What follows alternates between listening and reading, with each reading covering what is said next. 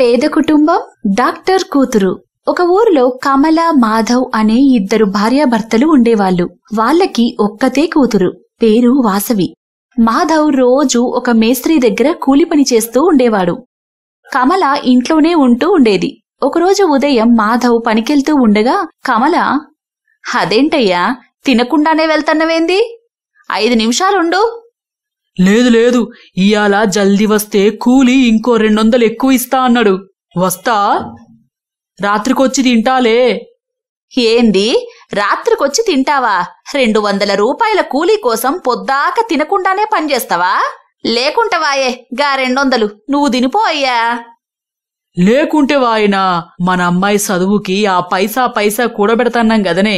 ఈరోజు 2 గంటలు ఎక్కువ పనిచేస్తే 200 ఇస్తానన్నాడు మా మేస్త్రి. అయినా ఈ ఒక్కరోజే కదా పని, వస్తాన్లే, నువ్వు తినే అని అనుకుంటూ అక్కడి నుంచి కంగారుగా వెళ్ళిపోయాడు. అతను వెళ్లగానే వాసవి బాధపడుతూ వచ్చి, అమ్మా, నేనీ రోజు నుంచి కాలేజ్కి వెళ్ళనమ్మా. కాలేజ్కెళ్ళవా? ఎందుకు? నిన్ను చదివించడానికే గదనే. మీ నాన్నగారు ఎంత కష్టపడుతున్నారో నీకు తెలవదా? తెలుసు కాబట్టే వెళ్ళనంటున్నానమ్మా. నా చదువు కోసం నాన్న తిండి తిప్పలు మానేసి పనిచేయడం నాకు అస్సలు నచ్చట్లేదు. నేను చదువుకోకున్నా పర్లేదు, మీతో పాటు ఏదో ఒక కూలి పనిచేస్తూ మీకు సాయంగా ఉంటానమ్మా అని అంటూ ఉంది. కూతురు మాటలు విని కమల బాధపడుతూ, మీ నాన్న కష్టపడుతుంది నిన్ను బాగా చదివించి నిన్ను పెద్ద ఉద్యోగంలో చూడాలని, అంతేగాని నిన్ను ఒక కూలిదాన్లా చూడాలని కాదమ్మా. నువ్వు ఇవేం పట్టించుకోకుండా చదువుకో అని అంది. వాసవి ఏమీ మాట్లాడకుండా సైలెంట్గా అక్కడి నుంచి వెళ్లిపోయింది. రోజులు గడుస్తూ ఉన్నాయి. ఒకరోజు వాసవి తన కాలేజ్ నుంచి ఇంటికొస్తూ ఉండగా దారిలో వాసవితో చదువుకునే కీర్తి అనే అమ్మాయి తన ఫ్రెండ్స్తో కలిసి వాసవికి అడ్డొచ్చి, ఏంటే బాగా చదువుతున్నావని పొగరా? కాలేజ్లో పిలుస్తుంటే పలక్కుండా వెళ్ళిపోతున్నావు? అయినా నీలాంటి కూలి చేసుకుని బతికేదానికి ఎందుకే చదువు? రోజు 200 ఇచ్చి మధ్యాహ్నం తిండి కూడా పెడతా. నా ఇంట్లో పని మనిషిగా వచ్చేసాయి అని అంటూ ఉంటే ఆమె పక్కనే ఉన్న ఫ్రెండ్స్ అందరూ నవ్వుతూ ఉన్నారు. వాసవి ఏమీ మాట్లాడకుండా అక్కడి నుంచి తన ఇంటివైపు ఏడుస్తూ పరిగెత్తింది. దూరం నుంచి కూతురు ఏడుస్తూ రావడం చూసి కమల, అమ్మా వాసవి, ఏమైంది?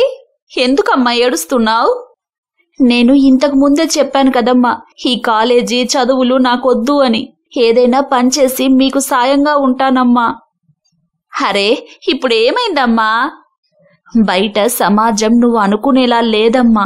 రైతు కొడుకు రైతే అవ్వాలి, కూలివాడి కూతురు కూలిదే అవ్వాలి అంటాడ్రమ్మా. పిచ్చి పిల్ల, కోట్లకు పడగలెత్తిన ప్రతివాడు రూపాయితో మొదలెట్టినవాడే. 100 అడుగులు వేయాలంటే 1 నుంచే కదా మొదలుపెట్టాలి. చదువుకున్నదానివి ఆ మాత్రం తెలీదా? ఎవరో ఏదో అన్నారని చదివే మానేస్తానంటే ఎట్లమ్మా? అలా అన్న ప్రతి వాళ్ళకి నువ్వేంటో చూపించాలిగాని అని అంటూ ఉంటే వాసవి, పెద్ద పెద్ద చదువులు చదవాలి, నన్ను హేళన చేసిన ప్రతి వాళ్ళకి సక్సెస్తోనే సమాధానం చెప్పాలని నాకు ఉందమ్మా. కాని ఎక్కడ? నా చదువుకి సరిపోయేంత సంపాదన కూడా ఉండాలి కదమ్మా. నువ్వేం బాధపడకు. ఇప్పటి వరకు మీ నాన్నొక్కరే కదా సంపాదించేది. ఇప్పటినుంచి నేను కూడా ఏదో ఒక కూలి పని చేస్తా. నువ్వు మాత్రం చదువు ఆపద్దు తల్లి అని కూతురికి నచ్చచెప్పింది. వాసవి సరే అనుకుంటూ లోపలికి వెళ్ళింది. ఆ రోజు రాత్రంతా కమల తన కూతురి చదువు గురించి ఆలోచిస్తూ ఉంది.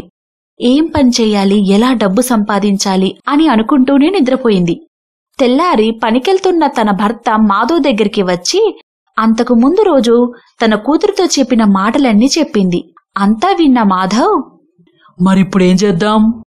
నేను కూడా ఏదో ఒక పని చేస్తానయ్యా. ఏదో ఒకటంటే ఏం పని? నేను కూడా నీతో కూలి పనికొస్తా. సర్లే, నీకు ఆరోగ్యం బావుందనా ఎండలో కూలి పని చేయడానికి? ఏమొద్దు. ఆరోగ్యం బాలేదని కూతురు చదువుని వదిలేయలేం గదా. ఎలాగో అలాగా కష్టపడాలి. ఈ రోజు నుంచి నేను కూడా వస్తాను అని చెప్పి మాధవ్ వద్దు అన్నా కూడా వినకుండా అతనితో కలిసి పనికెళ్తూ ఉంది. ఇప్పుడు సంపాదన పెరిగింది. కూతురు చదువు కూడా ఏ అడ్డు లేకుండా అవుతూ ఉంది. రోజులు గడుస్తూ ఉన్నాయి. చూస్తూ ఉండగానే 5 సంవత్సరాలు గడిచిపోయాయి. ఒకరోజు సాయంత్రం వాసవి చేతిలో పేపర్ పట్టుకుని వచ్చి వాళ్ళ అమ్మ కాళ్ళకి నమస్కారం చేసి, అమ్మా, 5 ఏళ్లుగా నువ్వు పడుతున్న కష్టానికి ఈ రోజు ఫలితం దక్కిందమ్మా. నీ కష్టం ఊరికే పోలేదు. నీ కూతురిప్పుడు డాక్టర్ అయింది. నేను ఎగ్జామ్స్ లో స్టేట్ ఫస్ట్ వచ్చానమ్మా అని చెప్తూ ఉంటే కమల ఆనందానికి హద్దుల్లేవు. కూతురిని దగ్గరగా తీసుకుని మెచ్చుకుంటూ ఉంది. అమ్మా, ఈ రోజు నుంచి నువ్వు నాన్న కష్టపడాల్సిన పనిలేదు. నేను మిమ్మల్ని పోషిస్తానమ్మా అని చెప్పింది. చెప్పినట్లుగానే వాసవి ఒక పెద్ద హాస్పిటల్లో ప్రాక్టీస్ చేస్తూ అమ్మా నాన్నల్ని చాలా చక్కగా చూసుకుంటూ ఉండేది. వాసవి హస్తవాసి మంచిదని ఆమె దగ్గరికి వచ్చిన రోగులందరూ వాసవిని మెచ్చుకునేవాళ్లు. రోజులు గడుస్తూ ఉన్నాయి.